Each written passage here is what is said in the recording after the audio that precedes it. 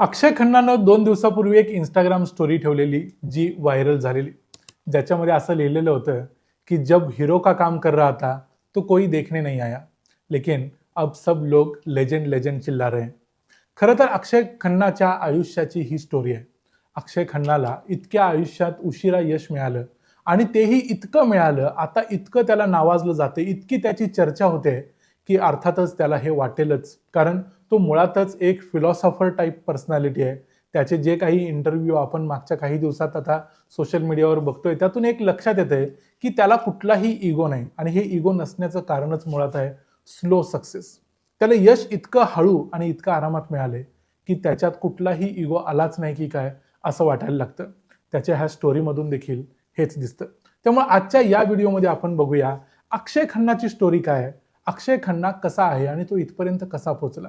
मी आहे रणजित यादव आणि तुम्ही पाहताय द मराठी बाणा. तुमच्यापैकी अनेकांनी आता जवळ धुरंधर हा चित्रपट पाहिला असेलच असं मी समजतो.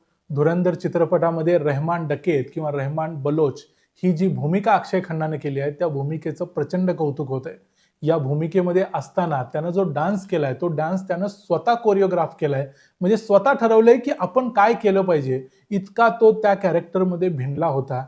इतकं तो एकरूप झालेला होता, इतकं तो रेहमान डकेत झालेला होता. अशाच प्रकारच्या त्याच्या स्टोऱ्या आपण छावाच्या वेळेला देखील ऐकलेल्या होत्या. ज्यावेळी तो औरंगजेबाच्या भूमिकेत असायचा, त्यावेळी तो अक्षरशः औरंगजेबासारखं वागायचा, औरंगजेबासारखं बिहेव करायचा. तो इतका औरंगजेबासारखा वागायचा, की संतोष जुवेकरनं सांगितलेलं होतं, की मी त्यांच्याकडे पाहिलं देखील नाही. ते न पाहण्याचं कारण हे देखील असेल, की तो खरोखरचा औरंगजेब बसलाय, असं संतोष जुवेकरला वाटलं असेल. हेही खरं असू शकतं.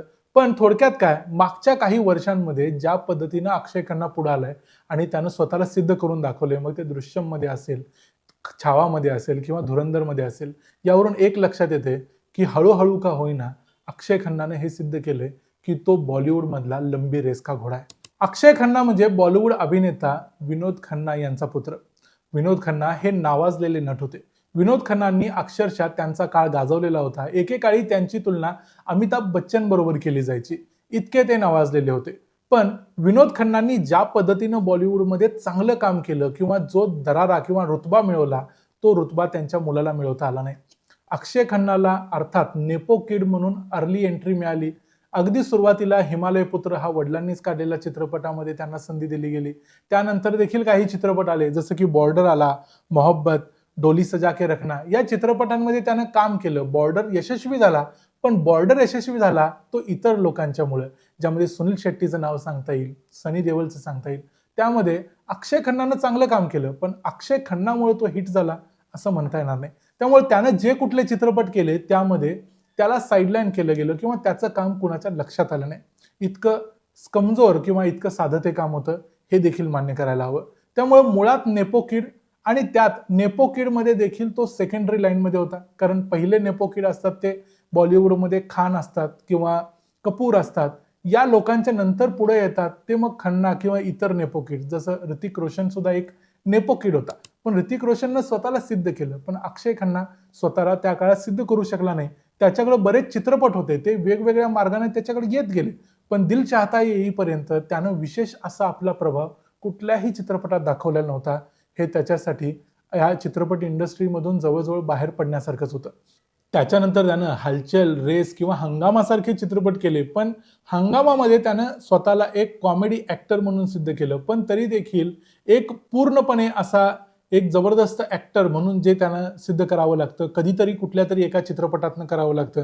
जसं रणवीर सिंगनं या धुरंधर या चित्रपटामध्ये केलं, तसं अक्षय खन्नाच्या सुरुवातीच्या आयुष्यामध्ये कधी घडलं नव्हतं. अक्षय खन्नाला ही गोष्ट यायला खूप वेळ लागला. 2011 पर्यंत अशी परिस्थिती निर्माण झाली, की अक्षय खन्नाला कामही मिळणं बंद झालं. म्हणजे कुणी काम द्यायला तयारच होईना आणि स्वतः तरी किती चित्रपट करणार. त्यामुळे अक्षय खन्ना 2011 नंतर इंडस्ट्रीतून बाहेर पडला. इंडस्ट्रीतून जवळ 5 वर्ष बाहेर राहिल्यानंतर तो पुन्हा आला.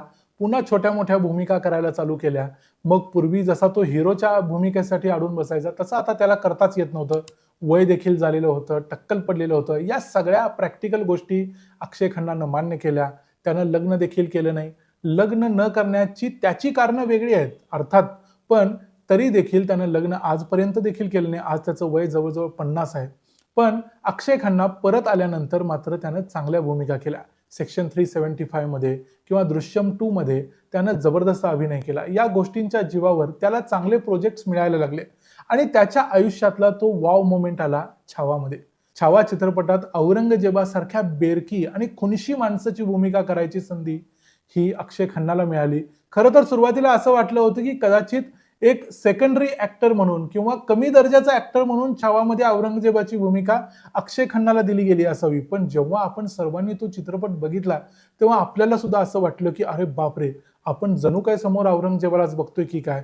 औरंगजेबा इतकाच बेरकी, तितकाच अबोल किंवा तेवढंच मोजून मापून बोलणारा आणि क्रूर असणारा ही भूमिका अक्षय खन्नानं जबरदस्त केली.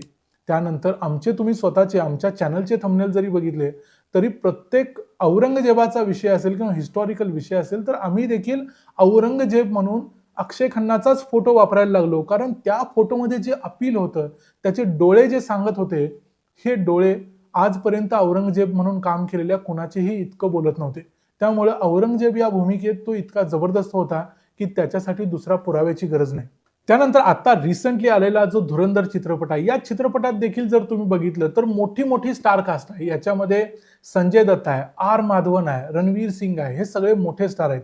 रणवीर सिंग हा नवीन अभिनेता असला तरी रणवीर सिंग हा एक एस्टॅब्लिश्ड ऍक्टर आहे. त्या मानानं मग अक्षय खन्नाकडे एक सेकंडरी ऍक्टर म्हणून अजून देखील बघितलं जात होतं. पण या चित्रपटामध्ये त्यानं हे सिद्ध केलं की तो मायनर ऍक्टर नाही आहे, तर तो मेजर ऍक्टर आहे. त्यानंतर तुम्ही युट्यूबवरती जरी बघितलं तर सगळीकडे अक्षय खन्नाची चर्चा चालू आहे. सगळे लोक असं म्हणायला लागले की खरा धुरंधर हा अक्षय खन्ना आहे, कारण या चित्रपटातनं त्यानं सिद्ध केलं. त्याची ऍक्टिंग अशी आहे की संपूर्ण चित्रपट बघून जेव्हा तुम्ही बाहेर पडता तेव्हा आपल्या मनामध्ये काही गोष्टी ज्या शिल्लक राहतात. त्याच्यामध्ये एक असते ही धुरंधरची स्टोरी, ज्या पद्धतीनं या स्टोरीमध्ये एक विनिंग मोमेंट आपला दाखवला आहे, जे भारतानं ज्या पद्धतीनं उत्तर दिलंय, हे सगळं दाखवलं असलं तरी एक गोष्टी आपल्या डोक्यामध्ये फिरत राहतात. त्यामध्ये अक्षय खन्नाची ऍक्टिंग, अक्षय खन्नाचा तो बलोच कॅम्पमध्ये गेल्यानंतरचा डान्स, अक्षय खन्ना जेव्हा त्या गुंडाला मारतो तेव्हा मारताना त्या हातात वजन घेऊन जी हत्या करतो, तो त्याचा परफॉर्मन्स, किंवा मेजर इक्बालच्या समोर जेव्हा तो आपला कसाई नुमावाला फेमस डायलॉग मारतो, तो अक्षय खन्ना. या सगळ्या गोष्टी डोक्यात फिरत राहतात आणि लक्षात येतं की या माणसानं या चित्रपटातनं जबरदस्त छाप आपल्यावर सोडलेली आहे. परफॉर्मन्स म्हणून जर म्हणाल तर या चित्रपटातला अक्षय खन्नाचा परफॉर्मन्स विसरताच येत नाही. प्रत्येक फ्रेम मध्ये तो इतका परफेक्ट दिसलाय की जणू काही ही स्क्रिप्ट किंवा ही जी फ्रेम टू फ्रेम जे त्याचं दिसणं आहे हे जणू काही देवानच बनवलंय की काय असं वाटावं, इतका जबरदस्त हा चित्रपट आणि त्यातला अक्षय खन्नाचा परफॉर्मन्स आहे. अक्षय खन्नाचे वडील विनोद खन्ना आता हयात नाहीत. विनोद खन्ना जर आज हयात असते तर त्यांना आपल्या मुलानं मिळवलेलं हे जबरदस्त यश बघायला मिळालं असतं. याबद्दल आम्हाला देखील हा व्हिडिओ करताना वाईट वाटलं, कारण एखाद्या बापाला असंच पाहिजे असतं की आपली मुलं प्रचंड यशस्वी झालेली आहेत. धर्मेंद्र यांनी बॉबी देओलला यशस्वी झालेलं बघितलं आणि धर्मेंद्र आता गेले. त्यांनी बॉबी देओलनं ॲनिमलमध्ये जे तोडलं होतं, ॲनिमलमध्ये जो परफॉर्मन्स केला, फक्त अर्धा तासाचा रोल, पण त्यानं ॲनिमल सगळा खाऊन टाकला. असं काम करायला पाहिजे आणि असं काम आपल्या बापानं बघायला पाहिजे असं कुठल्याही मुलाला वाटतं. पण दुर्दैवानं अक्षय खन्नाचे वडील आज हयात नाहीत. ते जर असते तर त्यांनी त्याचं किती कौतुक केलं असतं, किती त्यांना अभिमान वाटला असता. या गोष्टी आहेत, कारण ज्या मुलाकडं अनेक डायरेक्टर्सनी, प्रोड्युसर्सनी पाठ फिरवली होती, त्याला कुणी काम द्यायला तयार नव्हतं, आज त्याच्याबद्दल सगळे लेजंड म्हणून त्याला हाक मारतायत, सगळे त्याचं कौतुक करतायत. ही गोष्ट कुठल्याही व्यक्तीच्या आयुष्यातली, कुठल्याही बापाला आपल्या मुलाच्या आयुष्यात झालेली पाहायची असते. त्यामुळे अक्षय खन्नाचा हा परफॉर्मन्स, अक्षय खन्नाचा हा कमबॅक हा जबरदस्त आहे. आज अक्षय खन्ना 1975चा जन्म, आज 50 वर्षाचा आहे, पण तरी देखील अक्षय खन्नानं जे करून दाखवलंय या इंडस्ट्रीमध्ये, त्याने हे सिद्ध केलंय की जो खरा ऍक्टर असतो, जो मुरलेला ऍक्टर असतो, जो प्रत्येक भूमिका सिरियसली घेतो, तो कधीही संपत नाही. वय हा फक्त एक नंबर असतो. हा व्हिडिओ तुम्हाला कसा वाटला ते आम्हाला कमेंट्समध्ये जरूर सांगा. व्हिडिओ आवडला असेल तर व्हिडिओला लाईक करा, चॅनलला सबस्क्राईब करा. पुन्हा भेटू पुढच्या व्हिडिओमध्ये. तोपर्यंत पाहत राहा द मराठी बाणा. जय हिंद, जय महाराष्ट्र.